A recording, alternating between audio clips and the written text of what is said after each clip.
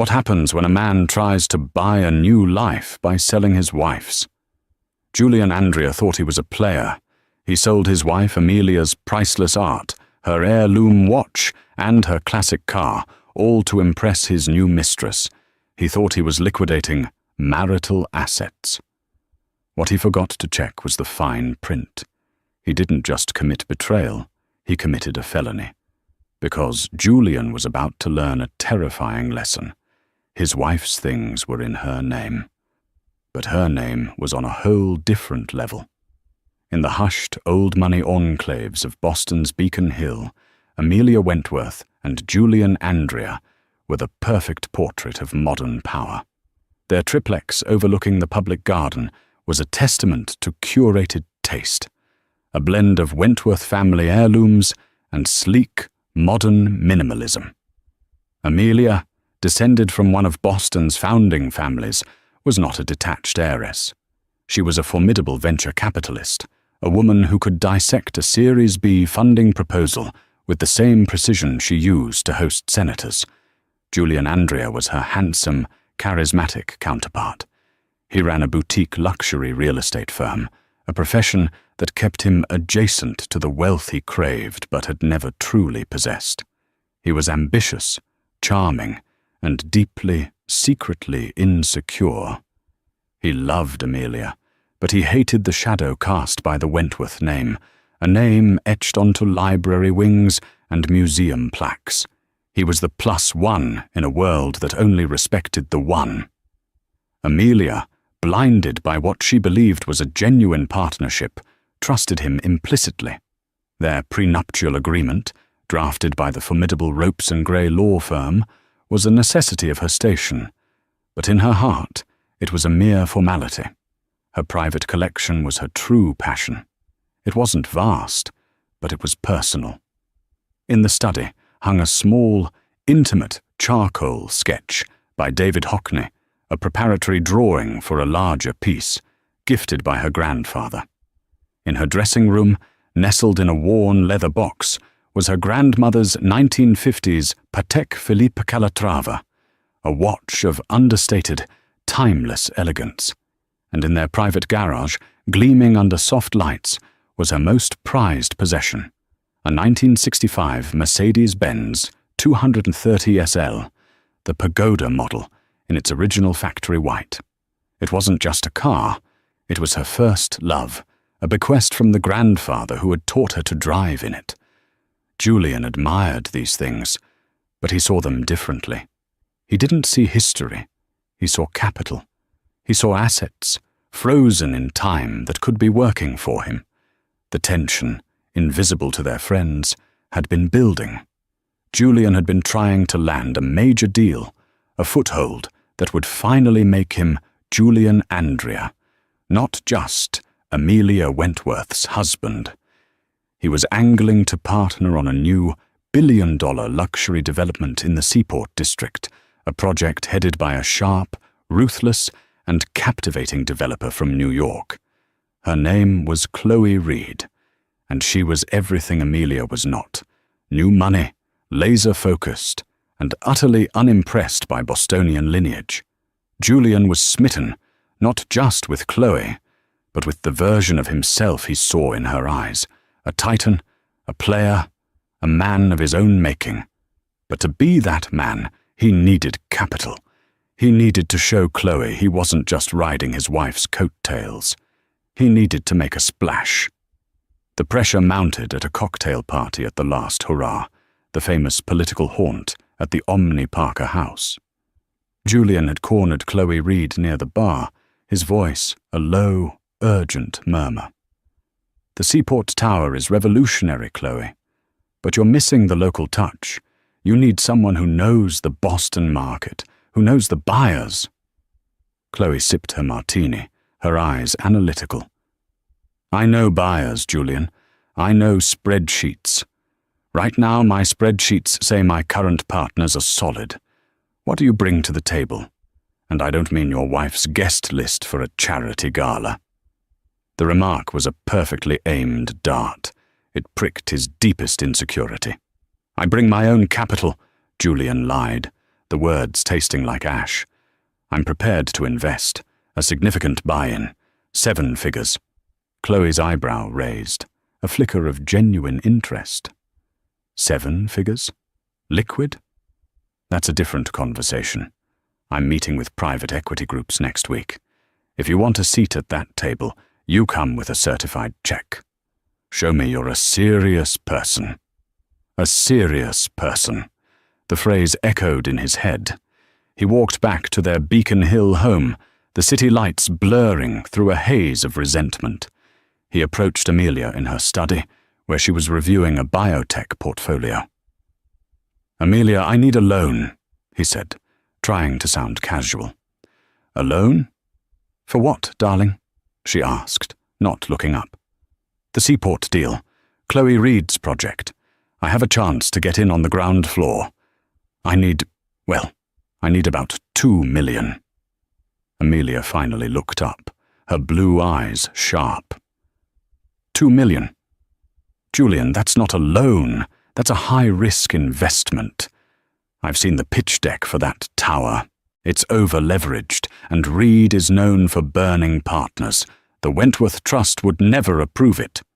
"I'm not asking the trust," he snapped. "I'm asking you, my wife. And as your wife, I'm advising you against it. It's a bad bet, Julian. We can't leverage our assets for a vanity project." "Our assets?" he scoffed, the word "our" feeling like a lie. "You mean your assets, your trust, your grandfather's money? When do I get to build something of my own? Or am I just your well-dressed escort for the rest of my life?" The words hung in the air, thick and ugly. Amelia recoiled, stung. "That's not fair, Julian. I've always supported your business." "By giving me an allowance?" he shot back. "I'm not your charity case, Amelia. I'll find the money myself." He stormed out, the heavy oak door slamming shut. Amelia sat in the silence, hurt and bewildered. She believed he was just lashing out from a bruised ego. She had no idea that in his mind, "I'll find the money myself," was not a threat. It was a plan. The next day, Julian Andrea went to Wells Fargo to apply for a personal business loan. He was rejected in under an hour. His personal income, disconnected from Amelia's, couldn't support a loan for 20,000 hololos, let alone 2 million. His credit was a tangled mess of high-limit cards and leased cars, all underwritten by his association with her. He was trapped. And in that trap, his resentment curdled into a cold, criminal resolve. If the banks wouldn't give him money, he would take it. Julian's betrayal didn't happen all at once. It was a methodical, compartmentalized descent. He told himself it was temporary. He was just borrowing the assets. He'd replace everything, and more when the seaport deal paid out. Amelia would never even have to know. He started small, to test the waters.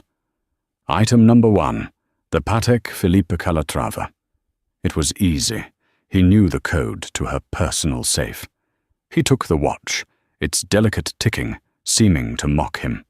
He didn't go to a reputable jeweler. They would ask questions, demand paperwork. He went to a high-end pawnbroker in the jeweler's building downtown, a man who dealt in quick cash for desperate people with expensive things. "It was my mother's," Julian lied smoothly. "Sentimental, but times are tough." The broker nodded, barely listening. He inspected the watch. "It's a beautiful 96. I can give you 30,000. Cash." It was a fraction of its auction value, but it was fast. Julian took the money. It felt dirty, but it also felt good. It was a start. Item number 2, the David Hockney sketch. This was harder. It was on the wall. Amelia would notice. He waited until she was on a 2-day business trip to San Francisco. He carefully removed the sketch from its frame. He had a contact, a shady but effective art dealer on Newbury Street named Silas Croft, who specialized in discreet sales. "A client of mine is downsizing," Julian explained, the lie coming more easily now. He wants to avoid the auction houses, keep it private. Silas Croft knew a lie when he heard one. He also knew a genuine Hockney. He suspected it was a divorce sale, a husband trying to hide assets. He didn't care. "I can wire you 200,000 by end of day," Silas said. "I need more." 250. And that's me being generous, Julian. The provenance is thin. Done. When Amelia returned, Julian had already replaced the Hockney with a high-quality giclée print of a generic landscape. He hoped she wouldn't look closely. Item number 3. The Mercedes-Benz 230 SL. This was the big one. This would get him the bulk of the money. It was also the most complex. The car was insured, registered, and titled. He couldn't just sell it. He needed paperwork. He went to her study, to the antique desk, where she kept her personal files. He found the car's title, and there, in the file, was her signature on an old insurance document. He was a decent mimic. He spent an entire night practicing her elegant, looping Amelia L. Wentworth on sheet after sheet of paper. Finally, he forged her signature onto a bill of sale and a title transfer application. He contacted a specialized classic car broker who dealt with international clients. The broker was impressed by the car's pristine condition. "This is a 10 out of 10 pagoda, Mr. Andrea. We have a collector in Dubai who will pay a premium for this. He'll pay 150,000 holders and cover shipping." "I need it gone by tomorrow," Julian said, "and I need the payment wired to this new account." He'd opened a personal account at a different bank, one Amelia didn't use. The next day, a flatbed truck arrived in the early morning darkness. Julian watched from the window as his wife's most cherished possession was loaded up and driven away. In 3 days, he had liquidated nearly $500,000. It wasn't the $2 million he wanted, but it was enough, he thought, to secure his seat at Chloe Reed's table. He felt a surge of adrenaline, of power. He had done it. He was his own man.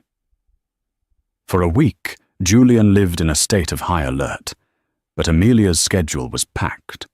She was consumed by a difficult merger, working late and rising early. She moved through her home on autopilot, her mind on cap tables and legal exposure. The first crack appeared on a Friday night. They were dressing for a charity gala at the Boston Public Library. Amelia went to her safe to get the Patek Philippe. She frowned, her fingers brushing the empty velvet slot. "Julian, darling," she called out, "did you take my grandmother's watch to be serviced? I asked you to do that last month. You forgot." Julian, tying his bow tie, froze. His reflection stared back at him. "Yes," he said, his voice miraculously steady. "Yes, I did. Took it to Tourneau on Copley. Just a cleaning. It wasn't ready in time. My apologies." Amelia felt a pang of annoyance, but she accepted it. "Thank you for handling it," she said, choosing a different watch. The lie held, but it had unsettled him. He became jumpy. The next day, Amelia was in her study, sipping her morning coffee. The generic landscape print over the fireplace suddenly caught her eye. It was ugly. Tacky. "Julian, what is this?" she asked as he walked in. "What's what?" "This painting. Where is the Hockney?" Julian's blood ran cold. He'd been hoping she wouldn't notice for months. "Oh," he said, attempting a laugh. "It's being restored. The frame was warping and the paper was showing some humidity damage. I sent it to a specialist. This is just a loaner from the gallery so the wall wouldn't be bare." It was a plausible lie, but something in his eyes was wrong. He was too quick with the answer, too defensive. A small, cold seed of suspicion planted itself in Amelia's mind. She knew exactly which specialists the family used for art restoration. She would have been consulted. "Which specialist, Julian?" she asked, her voice quiet. I don't remember the name. Silas. Somebody. On Newbury. He's the best. Silas Croft. Amelia knew that name. He wasn't a restorer. He was a dealer, and not a reputable one. The seed of suspicion began to sprout, fast and thorny. I'm going to run some errands, she said, her tone flat. She grabbed her keys. I'll come with you, he said, a little too quickly. No, I need to go to the bank. She walked out. But she didn't go to the bank. She went to the garage. She pressed the button on her fob. The heavy door rumbled open, revealing the empty, oil-stained concrete square where the white Mercedes should have been. It wasn't a pang of annoyance this time. It was a physical blow, a punch to the gut that stole her breath. The watch could be serviced. The art could be restored. But the car was gone. She stumbled back, leaning against the cold brick wall. It wasn't a service. It wasn't a restoration. It was theft. She walked back into the triplex, her heels clicking like gunshots on the marble floor. Julian was in the kitchen, pouring a drink, his hand visibly shaking.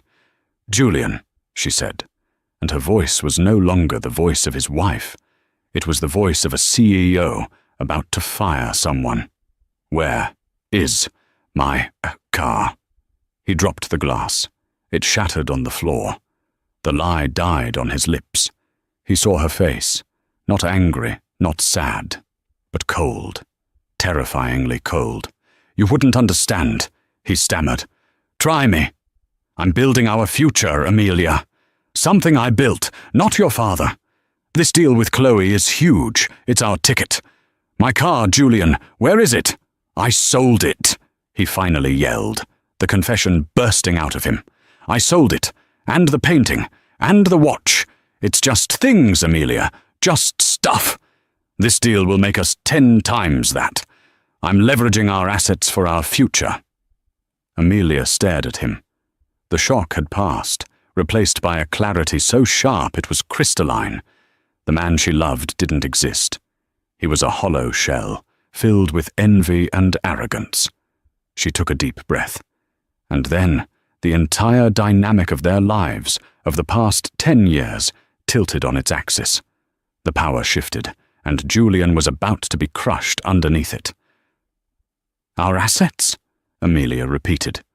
Her voice was barely a whisper, but it cut through his frantic shouting. What assets are you referring to, Julian? Julian, still riding the high of his confession, scoffed. The art, the car, the watch, our marital property. I have a right. No, Amelia interrupted, holding up a hand. The gesture was so absolute, he stopped talking. You don't. You seem to be under a grave misunderstanding. She walked to her study, Julian following her, sputtering. What are you talking about? We're married, Amelia. What's yours is mine. Amelia sat down behind her desk, the picture of calm. She folded her hands. Julian, when you sold the Hockney sketch, what name did you sell it under? Mine, ours. It doesn't matter. It does, she said, because the Hockney was never my personal property. It was, and is, an asset of the Wentworth Family Trust, which I administer. It was on loan to me personally. So when you sold it, you didn't sell our asset. You sold a piece of art belonging to a multi-billion-dollar corporate entity. That's not a domestic dispute, Julian. That's theft by conversion, a felony. Julian's face went white. The trust, the watch, she continued, her voice relentless, was my grandmother's. It was specifically itemized in her last will and testament as a personal bequest to me prior to our marriage. It's not marital property. It's my sole and separate property, as outlined in Schedule A of our prenuptial agreement, which you signed. The prenup, he stammered. And finally, Amelia said, leaning forward, my Mercedes, my grandfather's 230 SL. She picked up her phone and dialed a number. That car is registered solely in my maiden name, Amelia L. Wentworth. The title is in a safe deposit box at Bank of America on Federal Street. Which means, Julian, in order to sell it, you had to forge my signature." Julian collapsed into the chair opposite her. The full, catastrophic weight of his actions crashed down on him. He hadn't just leveraged assets. He had stolen from a trust, violated a prenup, and committed felony forgery. "Amelia, please!" he begged, the arrogance vanishing, replaced by a pathetic, snivelling fear. "It was a mistake. I can get it back. I was going to replace it. It was for us." "There is no us," Amelia said. She finished dialing. A voice answered. "Arthur, it's Amelia. I'm afraid I have a situation. A criminal one. Yes, I'll hold for Mr. Harrison." Julian's eyes widened in terror. Arthur Harrison wasn't a divorce lawyer. He was the senior partner at Ropes & Gray, the legal pit bull who handled the Wentworth Trust's corporate litigation. He was the man you called when you wanted to annihilate someone, legally. "Amelia, no, don't do this," Julian whispered, tears welling. We can just get a divorce. Don't call the police, please." "The police?" Amelia said, looking at him as if he were a bug. "Julian, you stole from my family's trust. I'm not calling the police. Mr. Harrison is calling the district attorney. He's also calling the bank to freeze your new account. And he's calling the U.S. Marshals to issue a warrant for the international recovery of my car. You didn't just break my heart. You broke the law." She made her second call. "Detective Riley." "Hi, Mike. It's Amelia Wentworth. I'm at my home. Yes, I'm safe. But I need to report a theft. Several, in fact." "The suspect?" "Oh, he's right here. His name is Julian Andrea. Yes, my husband." The aftermath was not a quiet separation. It was a legal detonation. Within 2 hours, 2 uniformed Boston police officers, led by a grim-faced detective Mike Riley, were at their door. Julian, who had been sitting catatonically in the study, was read his rights and arrested in his expensive Brioni suit. The humiliation was absolute as he was cuffed and walked out of the building, past the doorman who had always greeted him with a fawning, "Mr. Andrea." Simultaneously, Arthur Harrison's legal team at Ropes & Gray moved with terrifying efficiency. They were not divorce attorneys. They were corporate raiders, and they treated Julian as a hostile entity. By 5 p.m. on that same Saturday, they had 1. Obtained an emergency court order freezing the new bank account Julian had opened, which still held over $400,000. 2. Filed a civil suit for conversion, fraud, and breach of fiduciary duty. 3. Filed a lis pendens against Julian's personal property, including his now defunct real estate firm. 4. Contacted the Boston DA's white-collar crime unit with a fully prepared brief, including copies of the Wentworth Trust's inventory, the Patek's bequest documents, and the forged title application, which Harrison's team had already acquired from the RMV. 5. Contacted Silas Croft, the art dealer. Faced with felony charges for trading in stolen property, Silas folded instantly. He gave up the name of the New York buyer and returned his commission. The Hockney was recovered by Monday. 6. Began the complex process of engaging with law enforcement in Dubai to seize the Mercedes. But the most devastating blow came from the person Julian had done it all for. Chloe Reed. Chloe was at a meeting for her Seaport project when she got a news alert on her phone from Boston.com. Prominent realtor Julian Andrea arrested for theft of priceless art vehicles.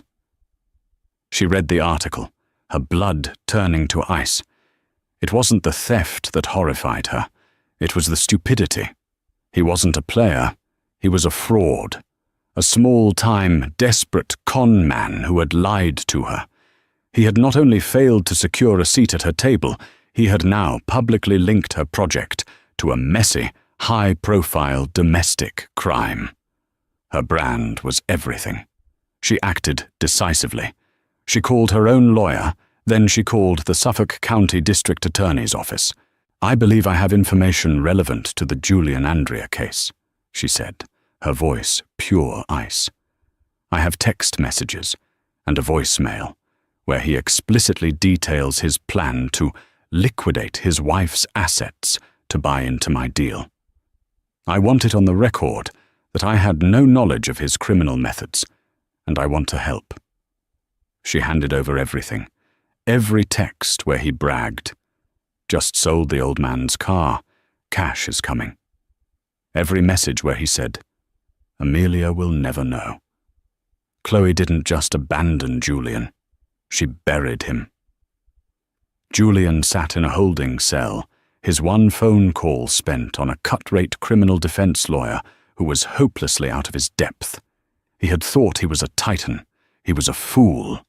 He had tried to sell his wife's things, only to discover he was the only thing in their life that was truly worthless.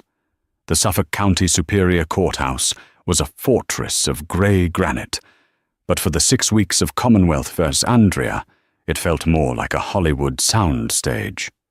The trial was the only story that mattered in Boston. The press, smelling the intoxicating mix of old money, sexual betrayal, and high-stakes crime, had dubbed it the Beacon Hill Betrayal. Every morning, a gauntlet of news vans and photographers lined the street. They captured the 2 daily arrivals. First, Julian Andrea, who shuffled in looking like a ghost in an ill-fitting suit. His expensive, charismatic facade had crumbled, revealing the weak, terrified man beneath. He was out on bail, but his assets were frozen, his reputation radioactive. He was represented by a harried, competent, but deeply outgunned state-appointed defender named Martin Glass, who had the unenviable job of arguing that stealing a trust fund's assets was just a marital misunderstanding. The second arrival was Amelia Wentworth. She never varied. She arrived in a black sedan, dressed not in mournful black, but in sharp, powerful business attire, a Loro Piana cashmere coat, a Thoreau suit. Her hair was pulled back in a severe, elegant chignon. She was flanked not by family, but by a rotating pair of junior associates from Ropes and Gray. They weren't her lawyers. The Commonwealth was handling that. They were there as representatives of the Wentworth Trust, a constant, silent reminder to the court that Julian hadn't just stolen from a person, he had stolen from a corporation. Her face was a mask of cold, professional calm. Inside courtroom 907, the air crackled. The prosecution was led by Assistant District Attorney Elena Ramirez, a rising star in the white-collar crime unit who saw this case not as a domestic squabble, but as a career-making felony. "This is not a divorce, ladies and gentlemen of the jury," Ramirez said in her opening statement, her voice ringing with clarity. "This is a heist. This is not a case of what's yours is mine. This is a case of fraud, forgery, and calculated predatory theft. The defendant, Julian Andrea, was not a partner. He was a parasite. And when his ego demanded feeding, he decided to feast on his wife's past, her grandmother's memory, her grandfather's legacy, and her family's trust. We will prove, beyond any doubt, that this was not a mistake. It was a strategy, and it was a crime. Martin Glass, Julian's defender, did his best to muddy the waters. He was a man drowning, but he would at least make a splash. "This is not a heist," he countered, his voice folksy and weary. "It's a marriage, a messy, complicated, ambitious marriage. We're not talking about a stranger breaking into a home. We're talking about a husband and a wife. A husband who wanted to build something, to prove himself. A husband who, yes, made a terrible, foolish mistake. He moved assets. He didn't steal them. He moved them. He intended to pay it all back, 10 times over. The prosecution wants you to see a criminal. I want you to see a man who loved his wife, was blinded by ambition, and is now being crucified by a family name that has never seen him as anything but an outsider. Amelia Wentworth wasn't a victim. She was a partner. Until the bright lights of this project scared her, and she decided she was a victim after all. The prosecution began, methodically, building a wall of evidence so high Martin Glass could never hope to climb it. First came the brokers, the nervous, sweaty man from the jeweller's building who had bought the Patek Philippe. He said it was his mother's, the broker testified, said he was sad to part with it. He wanted cash, fast. On cross-examination, Glass tried to normalize it. People sell family items all the time when they're in a financial pinch, don't they? Sure, the broker shrugged, but they don't usually have a $10 million home on Beacon Hill. Next was Silas Croft, the art dealer. He was a more polished witness, having secured a deal with the DA for his testimony. He was cool, precise, and devastating. Mr. Andrea contacted me, Silas said, adjusting his cuffs. He said he had a Hockney sketch to sell. He was specific, discreet, no auction houses, and fast. He wanted the wire to a new account, not a joint one. And what did you infer from that? ADA Ramirez asked. That he was hiding the sale from his wife, Silas said simply. It's classic divorce sale behavior. Sell the assets, hide the cash. Glass pounced on the cross-examination. So, you suspected it was a divorce sale, as you put it? You suspected it might not be his to sell? Silas smiled, a thin reptilian gesture. Mr. Glass, I am an art dealer, not a marriage counselor. He had the painting. I had a client. We made a deal. You're a shark, aren't you, Mr. Croft? You saw a man in distress and you lowballed him on a priceless piece of art. He set the terms, Mr. Glass, not I. He needed speed. Speed costs. In fact, it was only when Mr. Arthur Harrison from Ropes and Gray called me and politely explained the legal definitions of receiving stolen property and accessory to felony conversion that I fully appreciated the situation. I returned my commission immediately and provided all my records. Julian sank lower in his chair. Day after day, the evidence mounted. A forgery expert from the Massachusetts State Police demonstrated, with blown-up high-resolution images, how the elegant Amelia L. Wentworth on the Mercedes title transfer was a competent but ultimately flawed imitation. A banker from Citizens Bank testified to the creation of Julian's secret account, the influx of $430,000, and the immediate transfer of $250,000 to an LLC named Seaport Holdings, controlled by Chloe Reed. Then, Chloe Reed herself was called to the stand. The courtroom was packed. Chloe entered like a conquering general, dressed in a severe, razor-sharp Balenciaga suit. She was not a mistress in the traditional, sordid sense.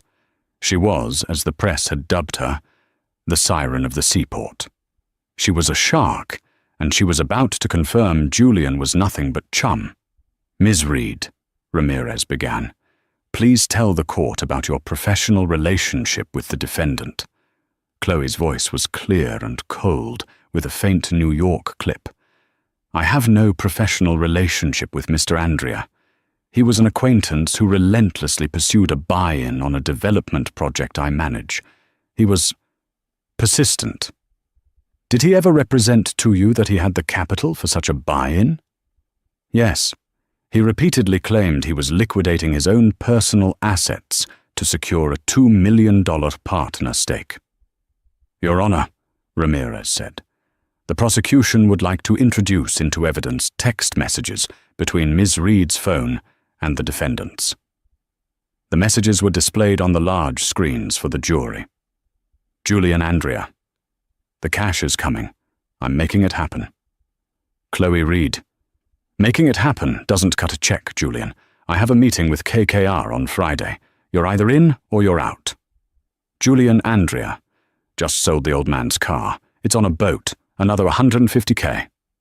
Julian Andrea. The Hockney is gone too. 250K. Amelia will never know. I'm almost there. Chloe Reed. I don't care about the details, Julian.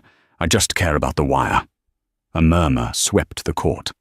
Amelia will never know. It was the nail in the coffin. Chloe was expressionless. When I was contacted by the district attorney's office, and these messages were shown to me in context, that the old man's car and the Hockney were stolen property, I was appalled. My firm has zero tolerance for fraud. I provided my full cooperation. It was Martin Glass's turn to cross-examine.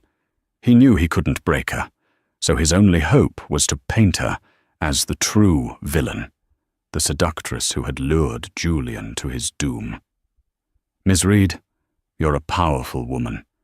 You run a billion-dollar project. You're telling this jury you had no idea where Julian Andrea, a man you knew, was married to one of the wealthiest women in Boston, was getting this cash? Mr. Glass, I manage a portfolio of 36 high-net-worth investors. I am not their accountant. I assumed he was a man of his own means. You assumed? Glass sneered. Or you just didn't want to ask? You dangled the deal of a lifetime. You saw he was desperate, and you looked the other way. Chloe leaned forward, her eyes narrowing. Let me be very clear, counselor. I deal with serious people, titans, men and women who control their own wealth. Mr. Andrea came to me, pretending to be one of them. It turned out he was a child playing dress-up in his wife's closet. When I discovered he was a fraud and a criminal, I cut him loose. My only mistake was overestimating him. His deficiency is not my problem. She had disemboweled him. Julian stared at his hands, his face ashen. Martin Glass, defeated, muttered, "No further questions." Finally, on the last day of testimony, ADA Ramirez called her final witness. The Commonwealth calls Amelia Wentworth to the stand. The courtroom held its breath. This was the main event. Amelia walked to the stand, her face impassive. She took the oath. Ramirez handled her with gentle, respectful precision. She didn't ask about the betrayal, the pain, the affair. She kept it to the facts. Mrs. Wentworth, I'd like to show you what has been marked as Exhibit A. Can you identify it? A photo of the Patek Philippe watch appeared on the screen. It is my grandmother's watch, Amelia said, her voice steady. It was bequeathed to me in her will. Exhibit B. A photo of the Hockney sketch. It is a David Hockney drawing. It belongs to the Wentworth Family Trust. It was on permanent loan to my home. Exhibit C. A photo of the white Mercedes 230 SL. Here, Amelia's composure faltered for a fraction of a second. She took a breath. It was my 1965 Mercedes. It was a gift from my grandfather. He taught me to drive in that car. And Mrs. Wentworth, Ramirez said, her voice soft but carrying across the silent room, did you ever, at any time, give the defendant, your husband, permission to sell, leverage, or in any way transfer ownership of these 3 items? Amelia looked, for the first time, directly at Julian. Her eyes were not filled with hate or sadness. They were filled with a chilling, profound indifference. No, she said, I did not. Your witness, Mr. Glass. This was it. Martin Glass knew his entire defense rested on this moment. He had to convince the jury that Amelia was a liar, that this was all a performance. Mrs. Wentworth, he began, trying to sound sympathetic. This must be very difficult for you. It is, she agreed, her voice flat. You're a highly intelligent woman, are you not? A venture capitalist by trade? I am. You understand high-risk, high-reward investments, correct? You do it every day. I understand calculated risk, Mr. Glass, not reckless gambles. This Seaport deal, Glass said, raising his voice. It was the biggest deal in Boston. And your husband, he had a way in. He had a chance to finally step out from behind the Wentworth name and become a titan in his own right. Weren't you proud of him? I told him it was a bad investment, Amelia said. The project was over-leveraged, and Chloe Reed's reputation for burning partners was well known. So you did discuss it, Glass pounced. You talked about the deal. You knew he was passionate about it. He was passionate. I was not. I told him the Wentworth Trust would not be investing, and I advised him against it personally. Glass began to pace, his voice swelling with performative outrage. But he was your husband. You loved him. And you're telling this jury that when he came to you, begging for a chance to prove himself, you just quoted a balance sheet at him? I gave him my professional and personal opinion, yes. No, Glass shouted, slamming his hand on the defense table. That's not what happened. You were in on it. You're a high-stakes gambler, Mrs. Wentworth. You saw the thrill, the billions on the table, and you told him, Julian, let's go for it. Use what you have to. You knew he was selling those trinkets. You knew. And when the press got wind of it, when it got messy, you got cold feet. You panicked, and you did what your family has always done. You threw the outsider to the wolves to save the precious Wentworth name. The accusation hung in the air. Julian was actually nodding, tears in his eyes, as if this was the gospel truth. Amelia sat silent for a long moment. She looked at Glass, then at Julian, then at the jury. No, Mr. Glass, she said, her voice quiet but absolute. That is not what happened. That's all you have to say? Glass scoffed. Just no. You expect this jury to believe you, with no proof. It's your word against his. A messy, bitter, he said she said, divorce battle. How can this jury possibly know what really happened in that study? ADA. Elena Ramirez stood up slowly. A small, tight smile was on her face. Objection, she said. The judge looked annoyed. On what grounds, Ms. Ramirez? Your witness is on cross. The defense is badgering, Your Honor. And more importantly, he is operating under a false premise. Glass whirled around. What false premise? Your premise, Mr. Glass, Ramirez said, walking toward the bench, is that this is a he said, she said situation. That what happened in that home is unknowable. That is, quite simply, false. The judge leaned forward, intrigued. Explain, Counselor. Your Honor, the defense is attempting to paint a false narrative of private conversations. But that is incorrect. The entire confrontation on the day of the defendant's arrest was recorded. A collective gasp went through the courtroom. Julian, who had been performing his role as the wronged husband, froze. His face went from pale to a ghastly, greenish white. What? Glass stammered. Recorded. That's illegal wiretapping. It's inadmissible. Ramirez's smile widened. It would be, Mr. Glass, if Mrs. Wentworth had planted a secret recorder. But that's not what this is. The Wentworth residence on Beacon Hill is a fully automated, lock-sewn smart home. It controls lights, HVAC, security, and audio. The system, by default, logs all audio in the common areas, including the study, when the away security profile is active. Mrs. Wentworth was away on her San Francisco trip when the thefts began, but the system remained active until the moment she returned. Furthermore, the entire confrontation on the day of the arrest, it wasn't just a conversation, it was the confession. This is an outrage, Glass sputtered, but the judge overruled him. The audio was obtained via a legal search warrant of the home's central server. It is admissible. Ms. Ramirez, you may play the recording." A technician hit a key. The speakers in the courtroom, which had been silent, hissed to life. And then, there it was. First, the shattering of a glass.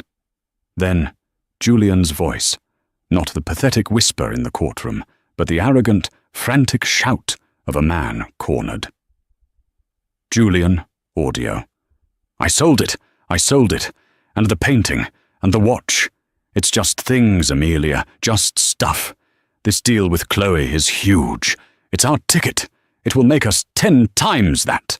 I'm leveraging our assets for our future." Martin Glass had his head in his hands.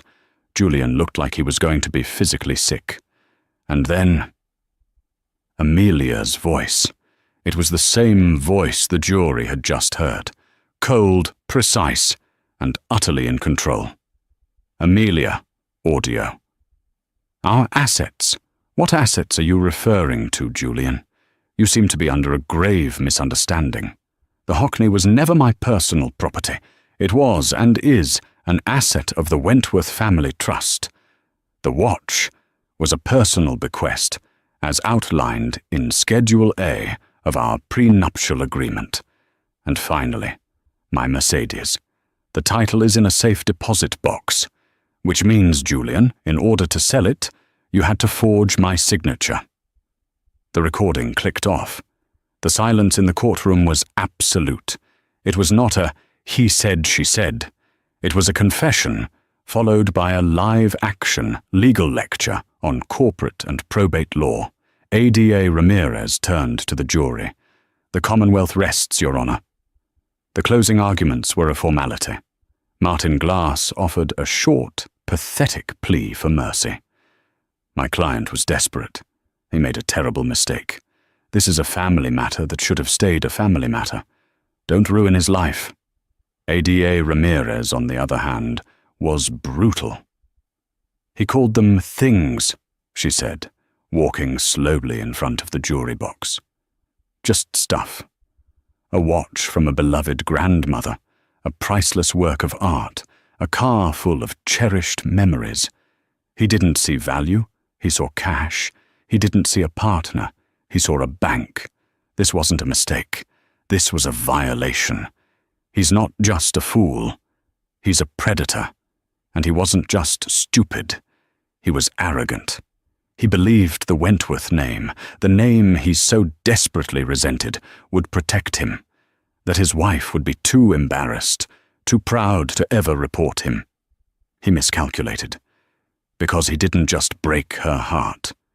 He broke the law. He stole from her, and he stole from the Wentworth Trust.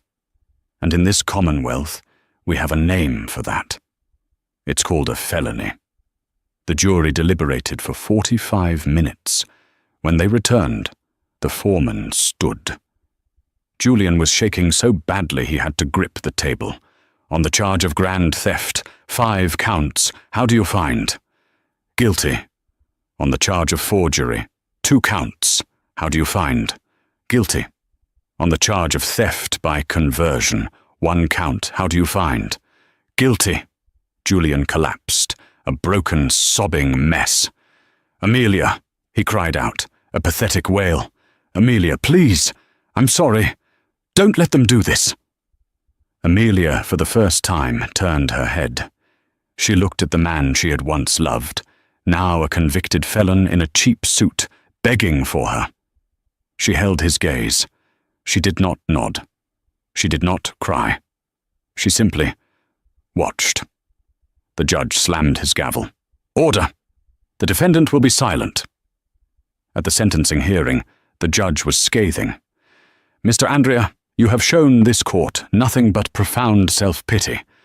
You took a woman who loved and trusted you, and you systematically, and with cold calculation, liquidated her history for your own ego. The breach of trust is one of the most profound I have ever seen. It is this court's judgment that you be sentenced to 8 to 10 years at MCI Cedar Junction." The gavel fell. It was over. 1 year later, the auction room at Sotheby's in New York was buzzing. The centerpiece, gleaming under the hot lights, was a 1965 Mercedes-Benz 230 SL in pristine factory white. After a 9-month international legal fight, Ropes & Gray had successfully seized it from the collector in Dubai. Amelia sat in the front row, next to Arthur Harrison. She wasn't there to bid. She was there to close the loop. The bidding was fast. It was a perfect, story-filled example of the pagoda. And "Sold!" the auctioneer cried, striking the lectern. "To the bidder on the phone, for $210,000. Arthur Harrison leaned over. "Well done, Amelia. The trust is made whole." Amelia nodded. "No, not yet." 6 months after that. The building wasn't on Beacon Hill. It was a sturdy, dignified brick building in Jamaica Plain, one that housed Rosie's Place, Boston's oldest shelter for homeless and poor women. Today, they were cutting a ribbon on a new, fully funded wing, the Wentworth Foundation for Financial Justice. It wasn't a black tie gala. It was a community event with coffee and donuts. Amelia stood at a small podium, not in a Chanel suit, but in simple professional trousers and a blazer. She looked happier, more relaxed, than anyone had ever seen her. "My ex-husband," she began, her voice strong, "believed that my things, my property, my history, were his to take. He was wrong. But his crime, and the very public trial that followed, taught me a valuable, painful lesson. He had a team of brokers and bankers to help him commit his fraud. I had a team of corporate lawyers to help me fight back. We were both armed for a war he didn't even know he was starting." She looked out at the crowd of women, survivors, and shelter staff. But most women, they are not armed. They face financial abuse every single day, from partners and husbands who drain their bank accounts, forge their names, and destroy their credit. They are told it's a domestic dispute. They are told it's just a family matter. I am here to say it is not. It is a heist. She paused, gesturing to the new office doors. "This foundation is not built on my family's old money. It is built on new money. Money from a sold watch, a sold painting, and a sold car. Money that was stolen and then reclaimed. From now on, when a woman comes to this shelter, she will not just get a bed and a hot meal. She will get a forensic accountant. She will get a financial counselor. And if she needs it, she will get a pit bull of a lawyer. They will not have to fight alone. We will be their fortress. We will be their fine print. We will be their Ropes & Gray."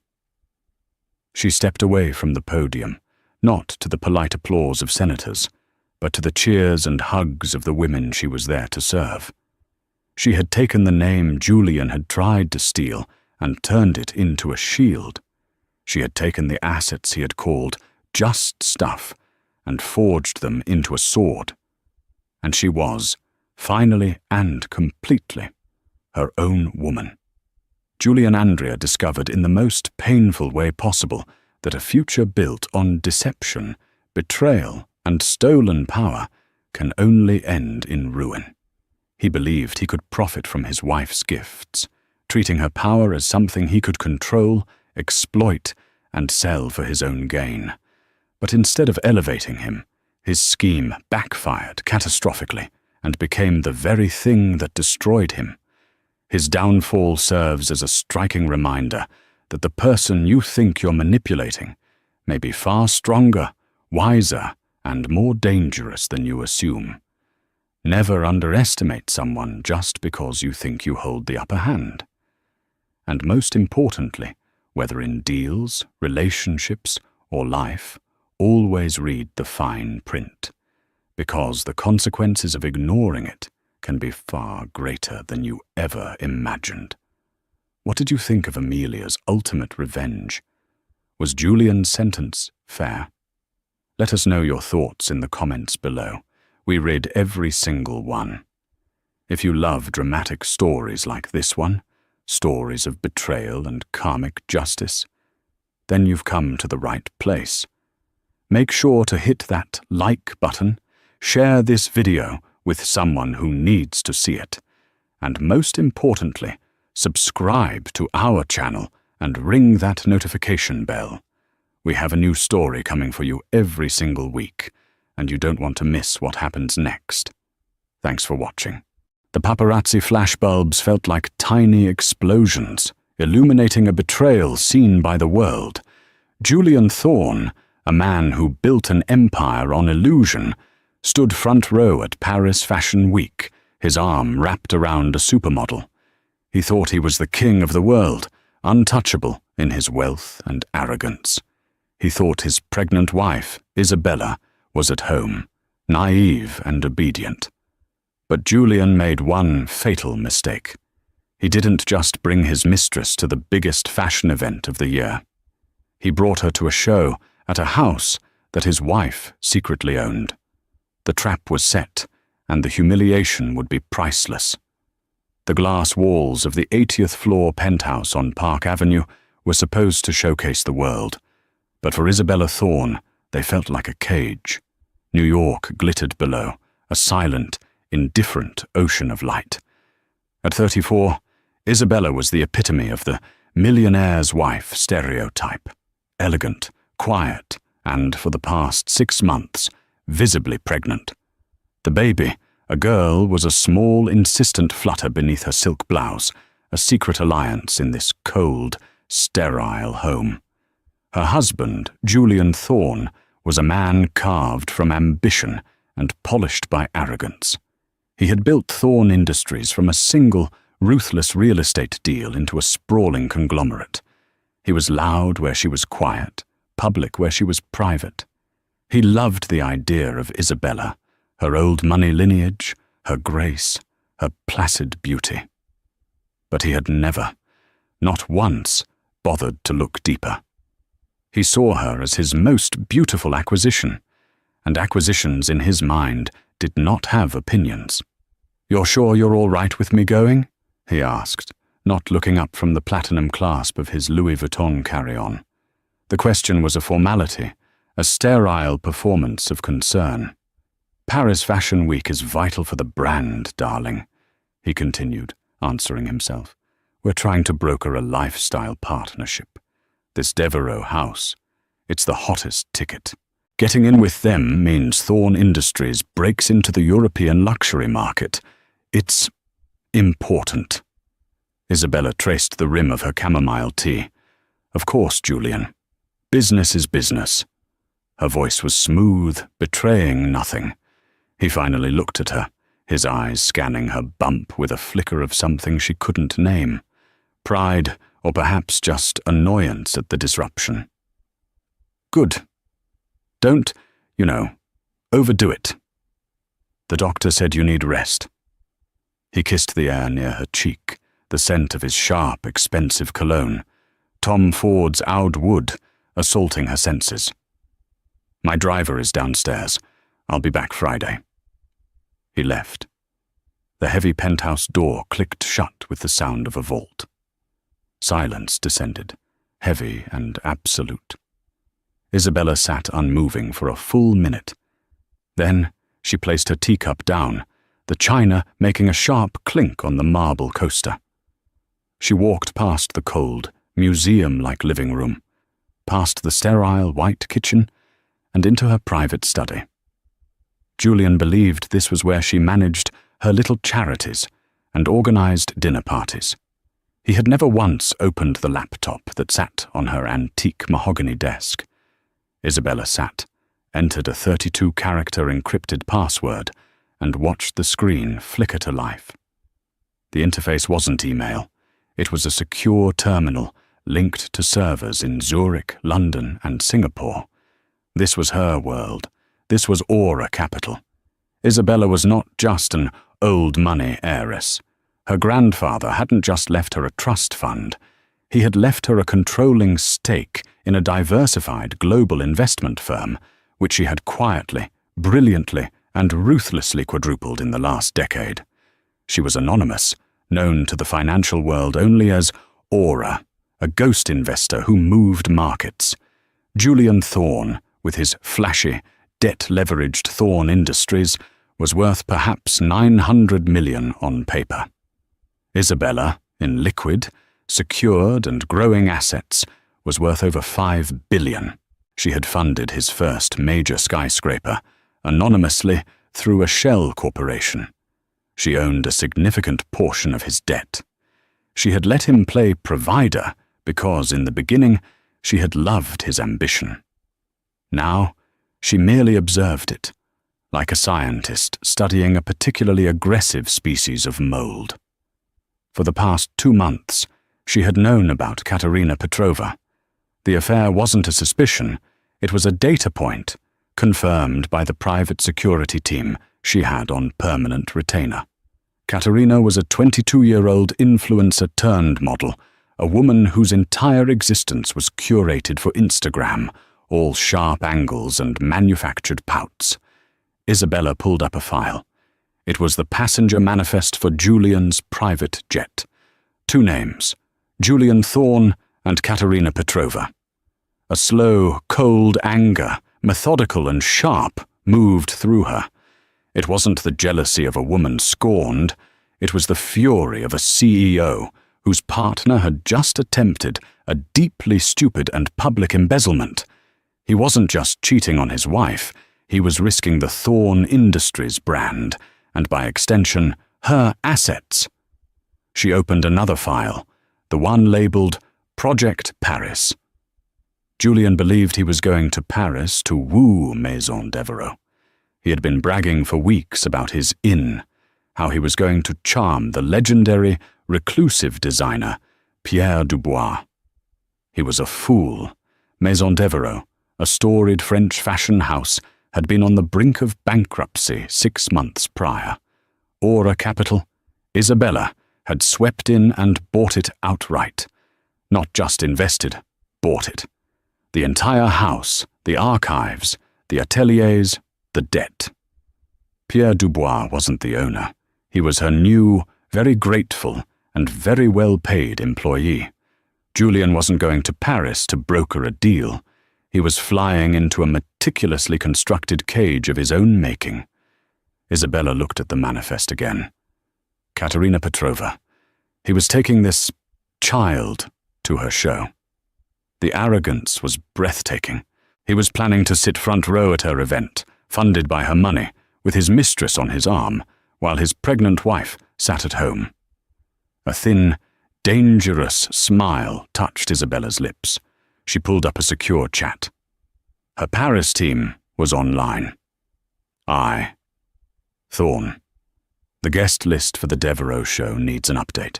2 additions, Julian Thorne and Katerina Petrova. Paris Ops. Madame? I thought the instructions were clear. He was not to be invited. I. Thorne. Change of plans. I want him there, and I want her there. Make sure every major press outlet confirms their attendance. Seat them. Somewhere conspicuous. Row 3. By the pillar. Paris Ops. Understood? And your arrangements? I. Thorne. I'll be arriving tomorrow. The private apartment at Place des Vosges. No hotels, no trace.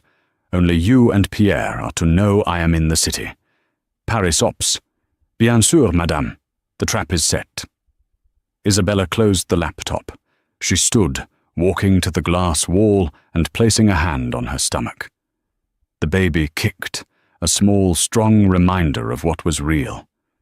He thinks we are weak, little one, she whispered to the glittering city. He thinks we are just a pretty decoration. Men like Julian.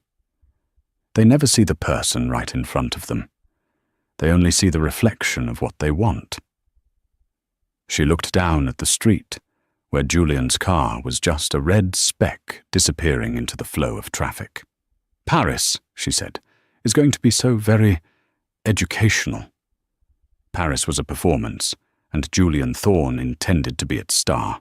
The Thorne Industries private jet, a sleek Gulfstream G650, touched down at Le Bourget Airport under a crisp grey sky. The moment the cabin door opened, Katerina Petrova was on. "Bonjour, pari," she shrieked, already filming herself with her phone, a diamond-encrusted monstrosity. She pouted her lips, angled the camera down her tiny, designer-ripped top, and blew a kiss. "Your girl has arrived, and look who I brought." She swung the camera to Julian, who smiled, indulgent. "Katerina, baby, put that down. We're here for business." "It's all business, baby," she cooed, snuggling into his side. "My followers live for this. They need to see how a real boss travels." Julian's business was, in his mind, already a roaring success. He had Katerina on his arm, a woman who made men half his age stare, and he was in Paris to conquer the luxury market. He felt invincible. The air smelled of kerosene and possibility. A black Maybach S-Class was waiting on the tarmac, a courtesy he believed his team had arranged. In reality, it was arranged by Isabella's team, tracking his tail numbers.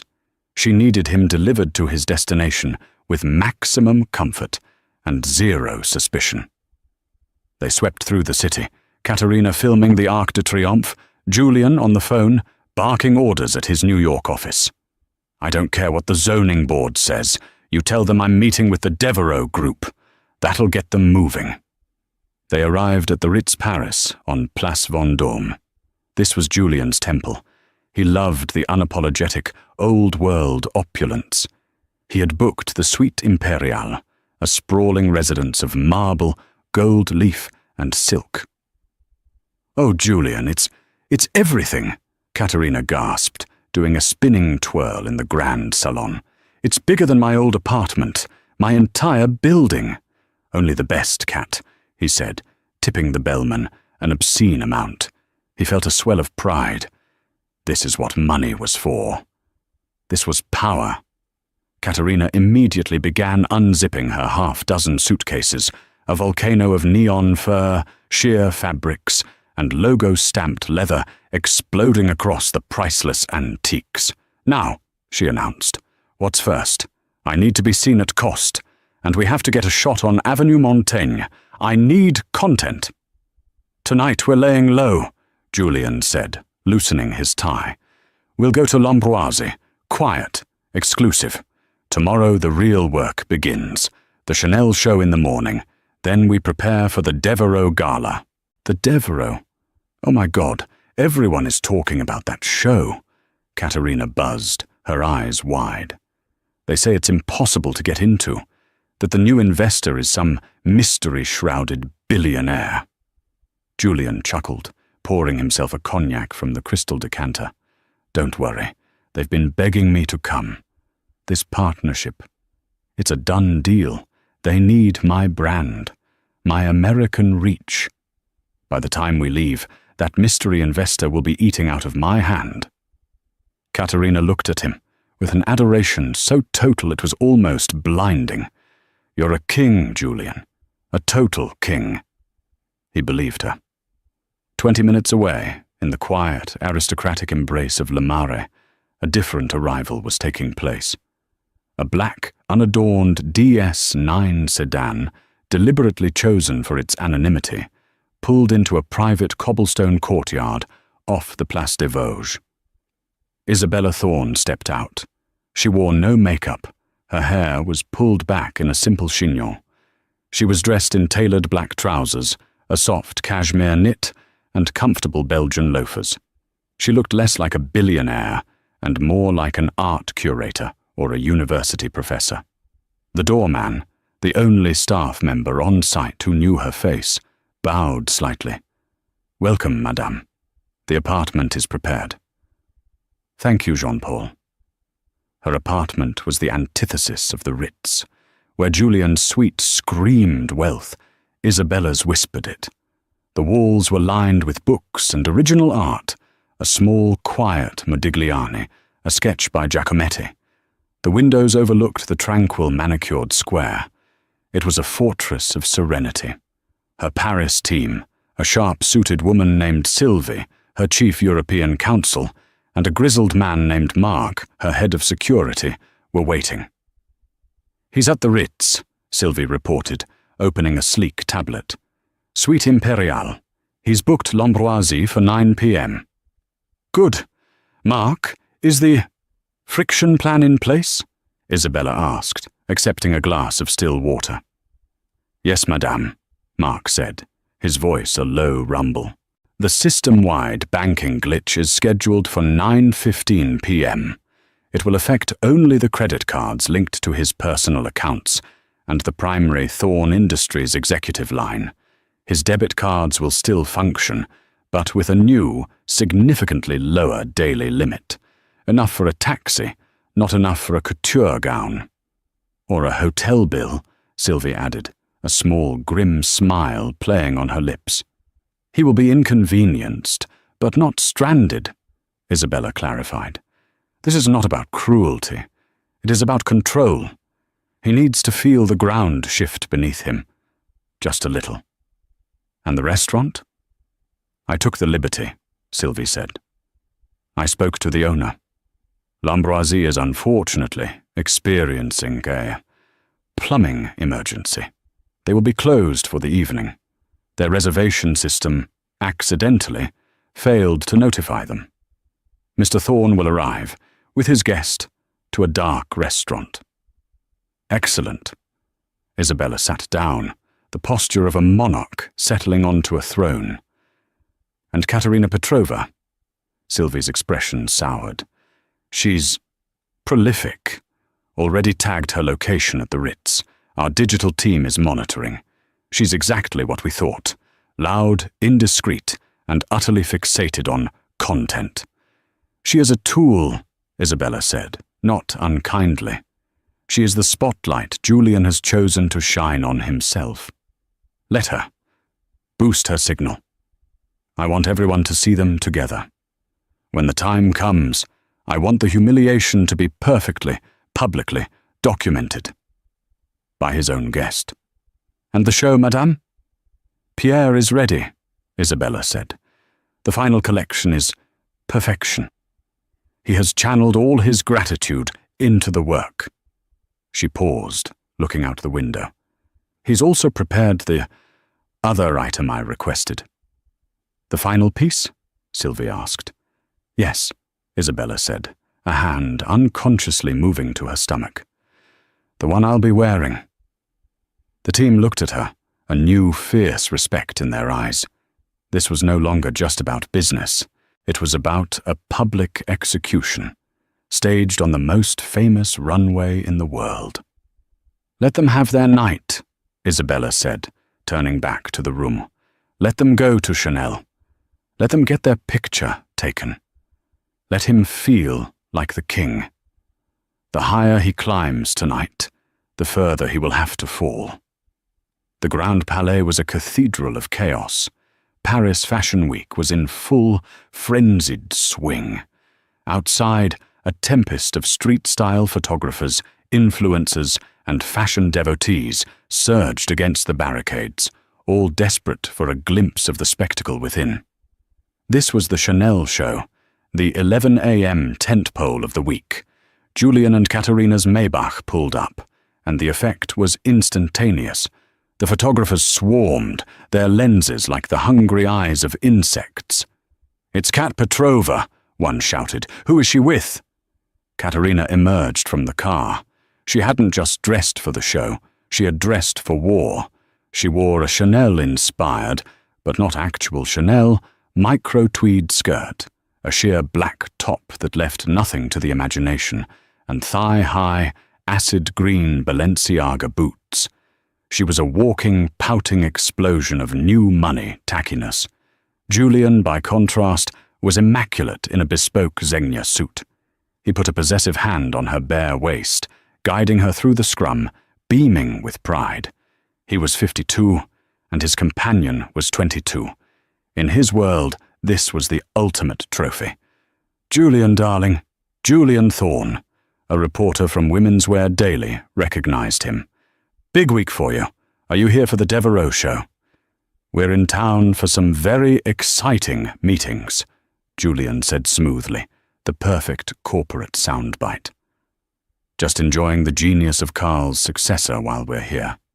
He had forgotten the current designer's name. They were swept inside. The set was, as always, magnificent, a perfect recreation of a sun-drenched Riviera promenade. Julian, holding his invitation, expected to be led to the coveted AA front row, beside the A-list actresses and the magazine editors-in-chief. A polite, severe-looking woman in Chanel black scanned his QR code. "Ah, Monsieur Thorne. Welcome. This way, please." She led them past the front row, past the second row. She stopped at the third row, in a section slightly to the left of the main runway. "Here you are." Julian stopped. "I'm sorry, there must be a mistake. My seat's a front row." The woman gave him a smile that did not reach her eyes. "This is the seat assigned, monsieur. Please enjoy the show." She vanished before he could protest. Katerina's face tightened. "Third row? Julian, what is this?" It's just a clerical error, baby," he said, his voice tight. "It doesn't matter. We're here." But it did matter. He could feel the eyes of the people in the actual front row. He recognized Harrison Ford's wife, a Japanese rock star, and 3 different duchesses. And they were all looking, or pointedly not looking, at Katerina's neon boots. The show began, a blur of beautiful clothes. But Julian couldn't focus. He was seething. His PR team would hear about this. This was an insult. He didn't know that 2 sections over, hidden in a private balcony reserved for the brand's most valued and discreet clients, Isabella sat with a cup of tea. She watched them. She watched Julian's simmering anger and Katerina's sullen pout. She had made one call to a friend on the Chanel board. "As a favor," she had murmured, "seat him where he can be seen, but not celebrated." After the show, Katerina was desperate to recover. "We have to get a picture with someone," she hissed, dragging Julian toward the exit. She spotted a woman she recognized, Camilla Moron, the actress. "Oh my God, Cammy!" Katerina gushed, holding up her phone for a selfie. Camilla, deep in conversation with the designer, gave her a blank, confused look. "I'm sorry, do I?" "It's Kat Petrova." "Oh, right," Camilla said, offering a tight, professional smile, before turning her back, dismissing her completely. The snub was so fast, so sharp, it was surgical. Katerina's face burned crimson. Julian grabbed her arm. "Let's go, now!" They fled the Grand Palais, the photographer's flashes now feeling hostile. That bitch!" Katerina spat as the Maybach door slammed. "Who does she think she is?" "She's nobody," Julian snapped, his facade cracking. He was furious. This wasn't how the day was supposed to go. He decided to fix it. He would take Katerina shopping. He would buy her silence, buy her happiness. "We'll go to Avenue Montaigne," he declared. "You want Chanel? We'll buy you actual Chanel. We'll buy the whole store." They arrived at the glittering flagship store. Katerina's mood brightened instantly. She was a tornado of desire, pulling bags, shoes, and tweed jackets from the shelves. "I want this, and oh, this, in black." The sales associate, a rail-thin woman with an air of aristocratic judgment, piled the items at the register. The total came to $112,000. "A good start," Julian said, feeling his power return. He handed the associate his black American Express Centurion card. The associate swiped it. A small, discreet beep sounded. She swiped it again. Her perfectly plucked eyebrows rose a fraction of a millimeter. "Monsieur," she said, her voice dropping to a mortified whisper. "It appears there is a problem with the card." Julian laughed. "That's impossible. Run it again." "I have, monsieur. Twice. It is décliné." Declined. The word hung in the air, cold and sharp. "What?" Julian's voice was a low growl. "That's ridiculous. It's a no-limit card." Perhaps you would like to try another? The associate suggested, her eyes flicking to Katerina's neon boots. His face hardening, Julian pulled out his Thorn Industries corporate card. Here, use this. She swiped it. Beep. Decline. The blood drained from Julian's face. This wasn't an error. This was something else. Katerina was watching him, her adoring smile replaced by a look of confusion and appraisal. Julian? She asked, her voice small. It's the international signal, he stammered, grabbing the cards back. It's a security flag. I'll call the bank. He shoved his wallet into his pocket. We'll come back, he said to the associate, who was already discreetly putting the $30,000 handbag back on the shelf. They walked out of the store. The bright, sunny afternoon on Avenue Montaigne suddenly felt oppressive. What the hell was that, Julian? Katerina demanded, her voice losing its baby doll sweetness. It's nothing, he barked, pulling out his phone. It's a bank error. I'll have someone fired for this. He tried to call his private banker in New York. The call went straight to voicemail. He tried his office. He tried his CFO. Voicemail. Voicemail. A cold, unfamiliar sensation trickled down his spine. It felt like friction.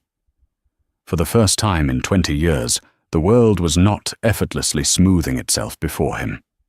He finally got his assistant on the line. What the hell is wrong with my cards? Oh, Mr. Thorne, she sounded panicked.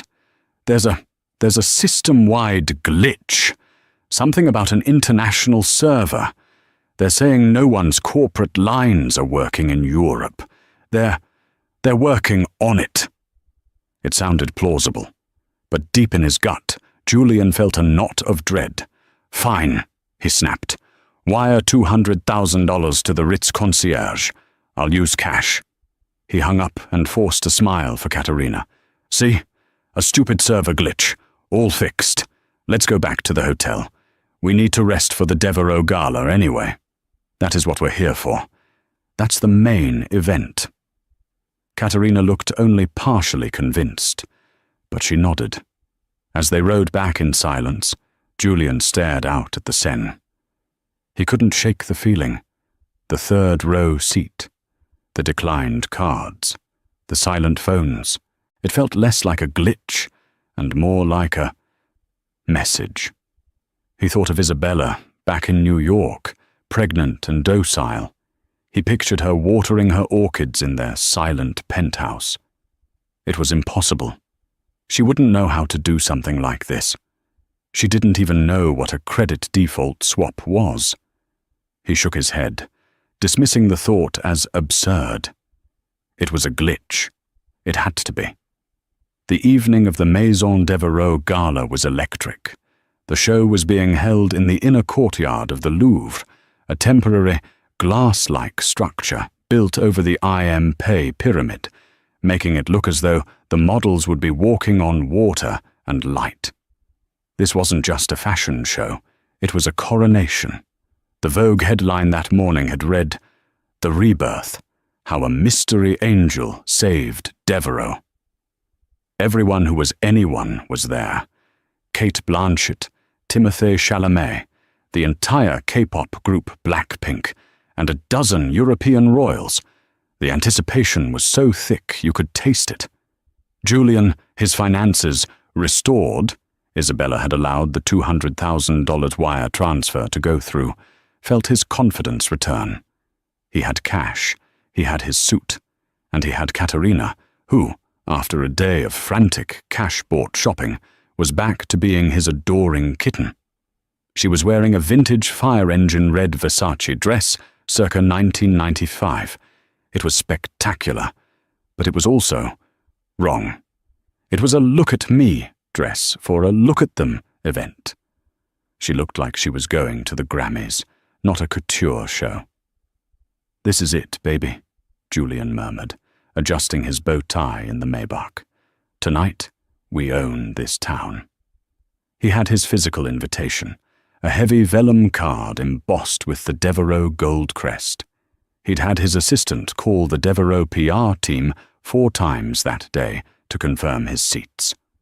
"Front row center," his assistant had assured him. They said to apologize for the Chanel mix-up, that it was a grave error, and you are their guest of honor. Julian smiled. That was more like it. They stepped out onto the cobblestones. The flashbulbs were a solid wall of light. Katerina posed, blowing kisses, but the press was distracted. They were screaming for Zendaya, who had arrived just behind them.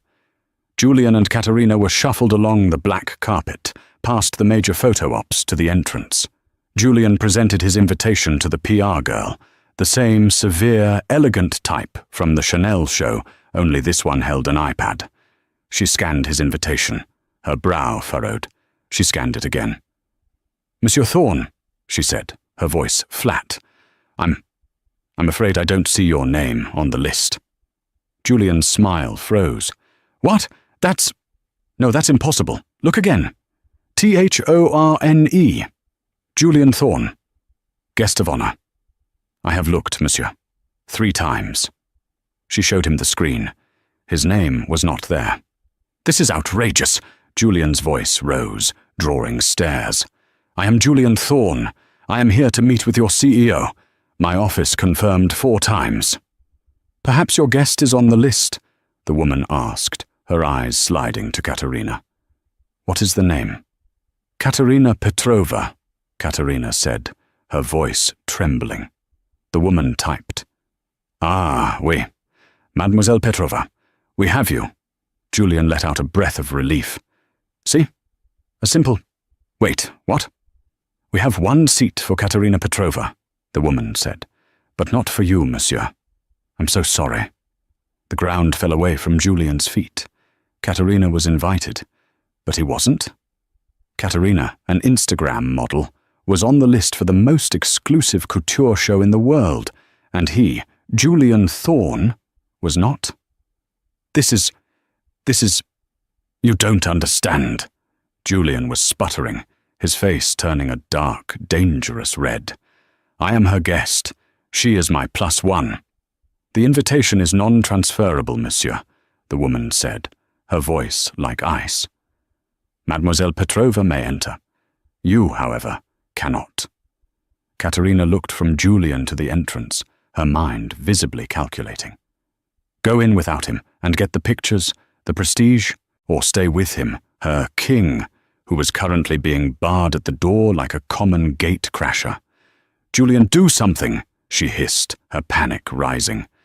Julian, in a move of pure desperation, pulled out his wallet. He slipped a $500 note from his clip. "Look," he whispered. Let's fix this. There's a seat for me. I know there is." The woman looked at the $500 note in his hand and then at his face, with a look of such profound, acidic pity that Julian felt as though he'd been slapped. She didn't even bother to respond. She simply turned to the next guest. "Madame All-Fired, welcome. So wonderful to see you." He had been dismissed.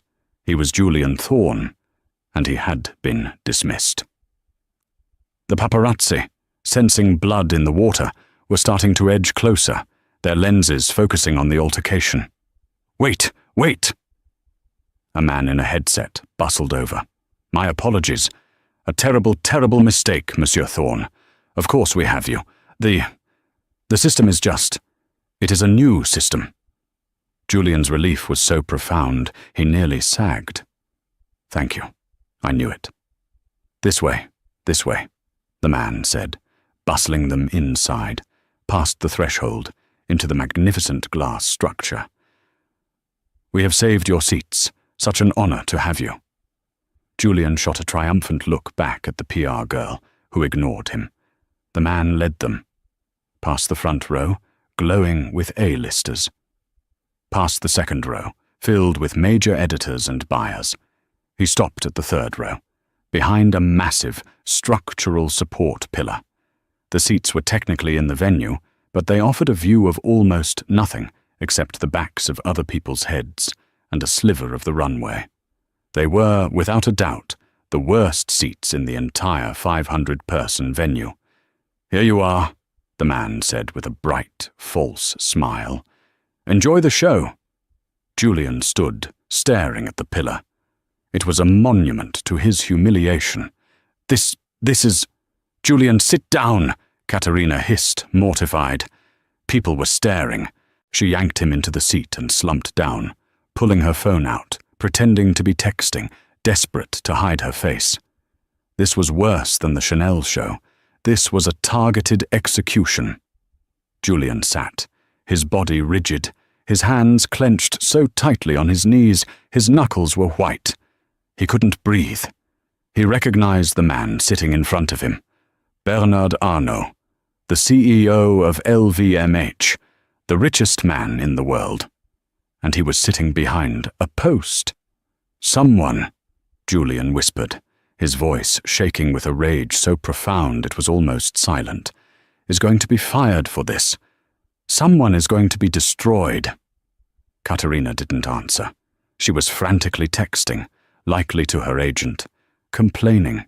She hadn't looked at him once since they sat down. The lights went down. A single, haunting cello note filled the air. The show was beginning. Julian Thorne, the man who thought he was coming to conquer Paris, sat in the dark, hidden behind a concrete pillar, a spectre at the feast. And for the first time, a truly terrifying thought entered his mind. This wasn't a glitch. This wasn't an accident. This was intentional. But who? Who in Paris had this kind of power? Who would dare? The show was, by all accounts, a masterpiece. Even from his compromised vantage point, Julian could feel the energy. Pierre Dubois, freed from the constraints of commercialism by his new, anonymous benefactor, had created a collection of pure, breathtaking art. It was a hymn to tailoring, a symphony of fabric. The models didn't just walk, they floated. The theme was resurrection, and the clothes were ethereal, powerful, and defiant. The press, crammed into the standing room, was weeping. The buyers were already scribbling frantic orders. Bernard Arnault himself, in the row ahead, nodded slowly, a rare sign of profound approval. Julian saw none of it. He was a statue of pure fury, his mind racing. He was plotting lawsuits. He was imagining the phone calls he would make, the careers he would end. He would buy this house, just to fire the woman at the door. Katerina, sensing the shift in power, had physically angled herself away from him. She was craning her neck around the pillar, filming snippets of the show for her Instagram, her face a mask of strained enthusiasm. She was already distancing herself, creating a separate narrative. The finale came. A bride, not in white, but in a gown of spun gold that seemed to be woven from light itself, walked the runway as the cello music swelled. The room erupted. Standing ovation. The lights came up. The applause was deafening. A moment later, the designer himself, Pierre Dubois, a man with a shock of white hair and the dramatic soul of a poet, walked out. He was weeping, bowing, blowing kisses. He stepped to a small, discreet microphone at the head of the runway. "Thank you, he cried, his French accent thick with emotion. You have given my life back to me. But I didn't do this alone. For a year, we, Maison Devereux, we were in the dark. We were finis." The crowd quieted, listening intently. "And then," Pierre continued, placing a hand over his heart, "an angel arrived. An investor who did not ask for logos, who did not ask for handbags, who did not ask for see now, buy now. He spat the words like a curse. She asked only for art. She asked us to dream again." Julian rolled his eyes. "Oh, get on with it," he muttered. "It's probably some dusty, 90-year-old Swiss heiress." "She is the visionary," Pierre declared, his voice booming. She is the new heart of Maison Devereux. She has been my collaborator, my partner, and my savior. And tonight, she has agreed to finally step out of the shadows. Ladies and gentlemen, please welcome the new owner of the House of Devereux. A hush fell. This was it. The mystery benefactor. The Vogue headline. Julian, despite himself, leaned forward, craning his neck. This was the person he had to charm, the person he had to fix this humiliation with.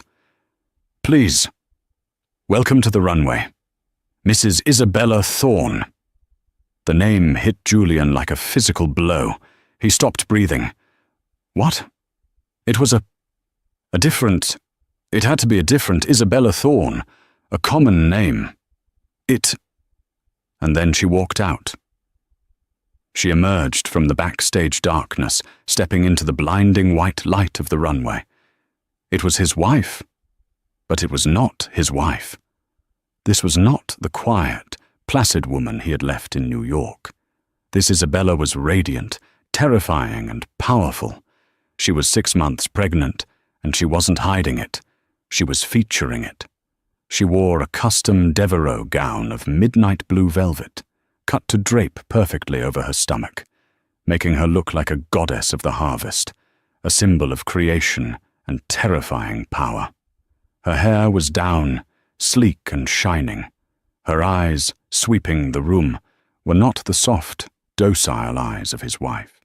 They were the sharp, assessing, and utterly cold eyes of a CEO. The room exploded. The sound was a physical force.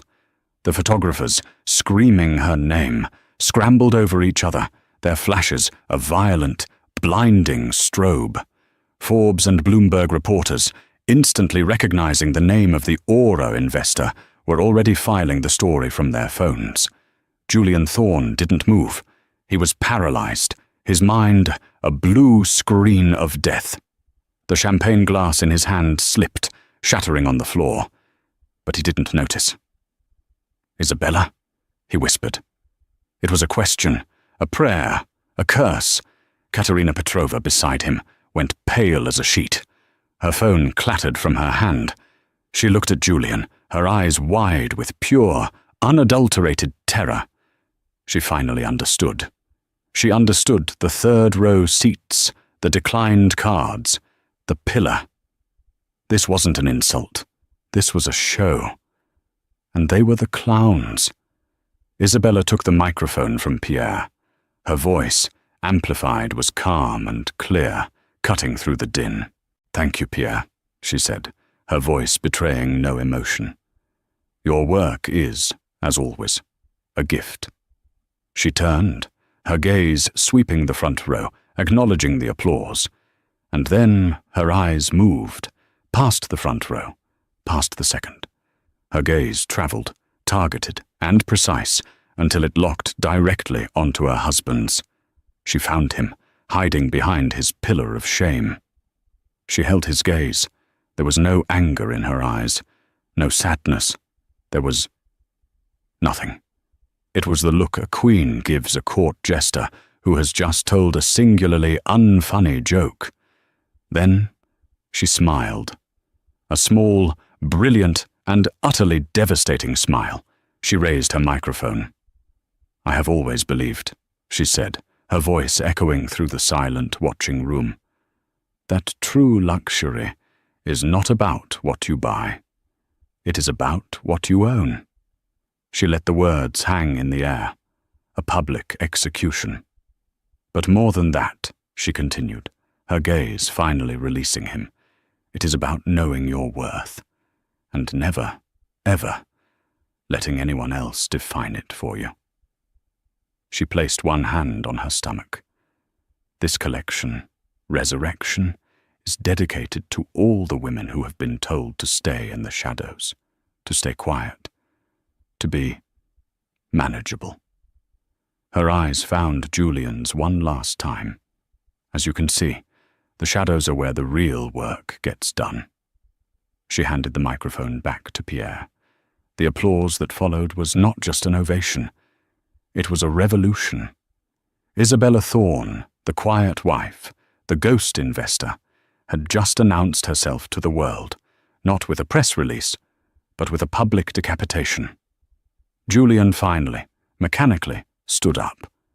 He had to get to her. He had to— What? Yell? Apologize? Understand? Katerina was already gone.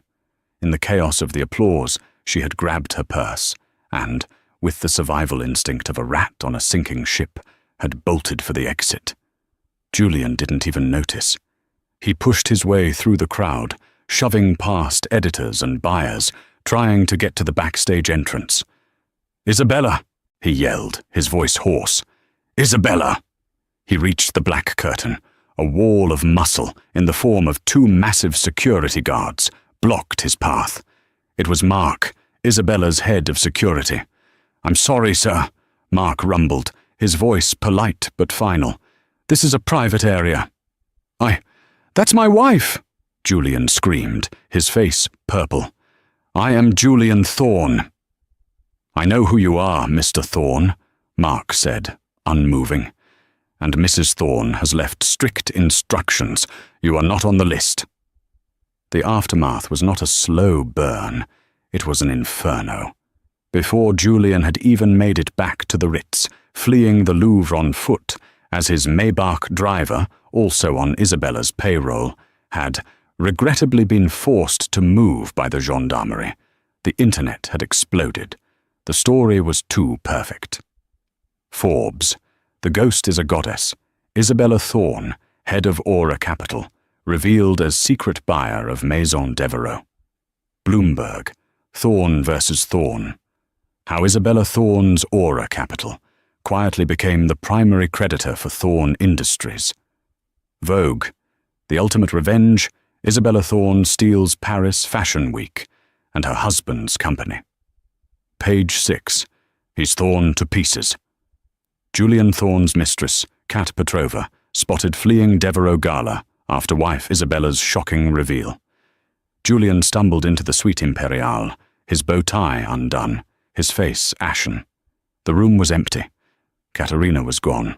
All her neon furs, her logo-stamped bags, her content had vanished. She had taken the $200,000 in cash from the hotel safe and disappeared. He was, for the first time in his life, completely and utterly alone. His phone, which had been ominously silent, suddenly lit up like a Christmas tree. It was not his banker. It was his board of directors. It was his CFO. It was his legal team. He answered the call from his CFO, a man named Marcus. "Julian, my God, Julian, what is happening?" Marcus sounded hysterical. "I'm looking at our debt covenants. The SPV we used for the Hudson Yards project. It's not owned by a bank in Singapore. It's— Julian, it's Aura Capital."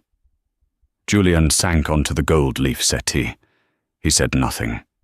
"That's not all," Marcus continued, his voice cracking. "The revolving credit line for the Miami expansion? That's Aura. The bridging loan for the London Tower? Aura.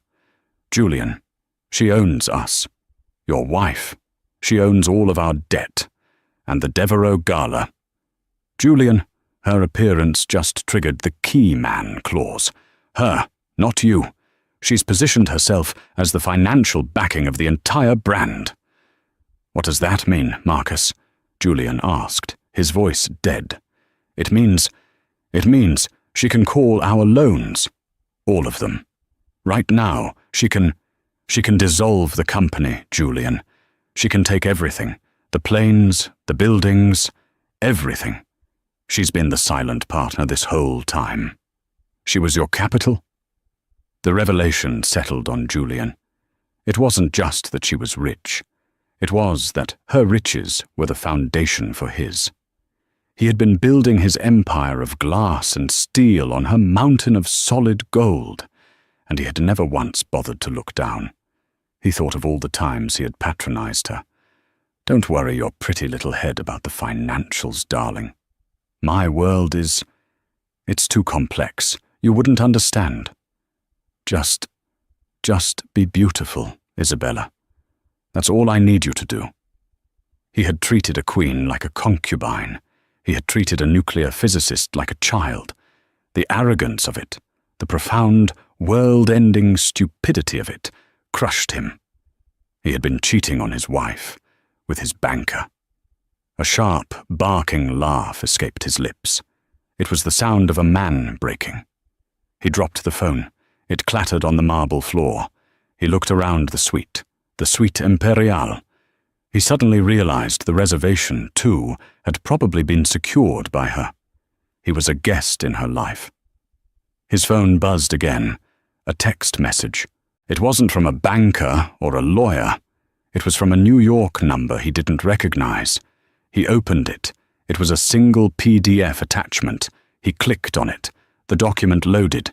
It was a sonogram, a 3D image of a baby, clear and perfect, its tiny hand balled into a fist.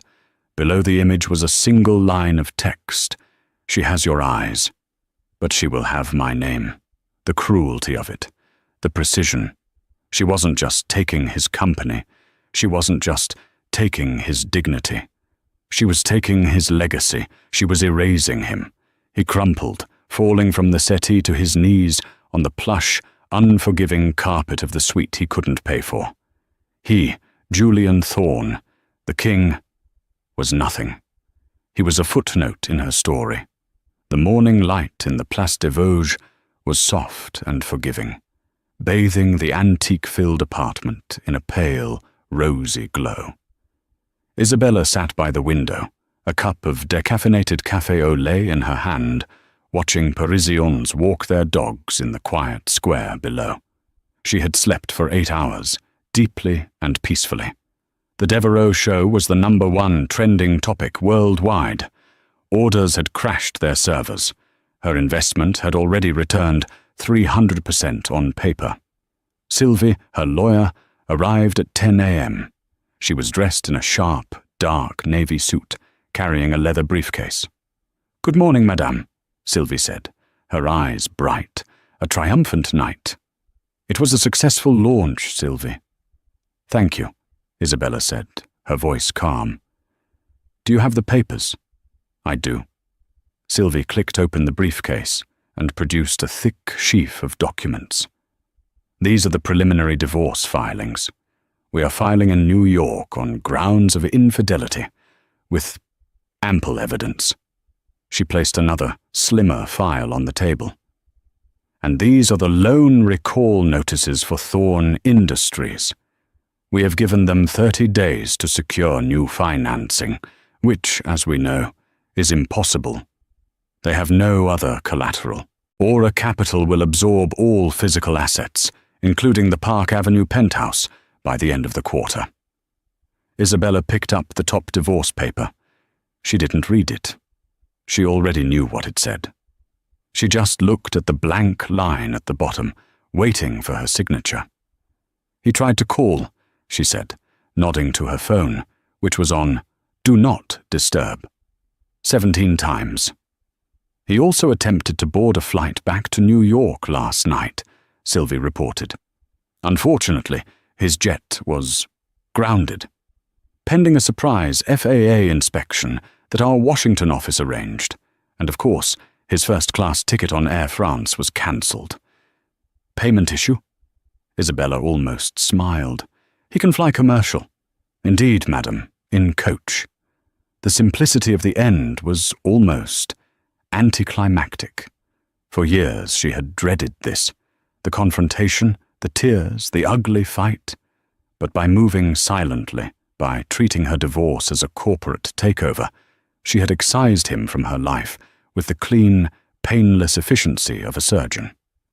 There was no drama left to have. He had no power, no leverage. He was just a man. A broke, humiliated man who had made a very bad decision. "And Katerina Petrova?" Isabella asked, a flicker of curiosity. Sylvie allowed herself a small, grim smile.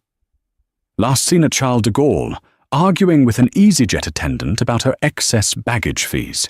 She was attempting to fly to Dubai. The $200,000 in cash she was carrying was flagged by customs. She is currently being detained for questioning. A loose end, Isabella murmured. She'll be released.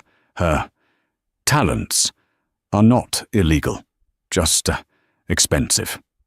She is no longer your concern. Sylvie slid a pen across the table. Madame? Isabella picked up the pen. She thought, for a fleeting second, of the man she had married, the charming, ambitious, vital man he had been a decade ago, and she felt a small, genuine pang of, not sadness, but pity. He had become a caricature of his own ambition, hollowed out by ego. He hadn't just betrayed her, he had betrayed himself. She signed her name, Isabella Thorne. It looked different now, not a name that was an attachment to his, but a name that stood alone, a name that owned things. It's done, Sylvie said softly. No, Isabella said, placing a hand on her stomach. It's just beginning. She stood, walking to the window. The city was beautiful, her city. She had a company to run, a fashion house to rebuild. And in 3 months, she had a daughter to raise, a daughter who would be born into a world where her mother's name was the one that mattered, a daughter who would never, ever be told to just be beautiful. She would be told to be a Thorne, an Isabella Thorne, and that, Isabella thought, was the most valuable asset of all. And so, the curtain fell on Julian Thorne's gilded life, not with a bang, but with the quiet, decisive click of a pen. Isabella Thorne didn't just get revenge, she redefined it. She proved that the person you underestimate the most is often the one holding all the cards. She didn't burn his empire to the ground. She simply signed the deed and took the keys, all without ever raising her voice. What do you think of Isabella's ultimate power move? Was it the coldest revenge story ever, or a masterclass in business? Let me know your thoughts in the comments below. Do you think Julian deserved what he got? And what do you think happened to Katerina? If you loved this story of drama, high stakes, and sweet, sweet justice, please hit that like button. Share this video with someone who needs to see it, and most importantly, subscribe to the channel for more stories just like this one. Click the notification bell so you never miss an update. Thanks for watching.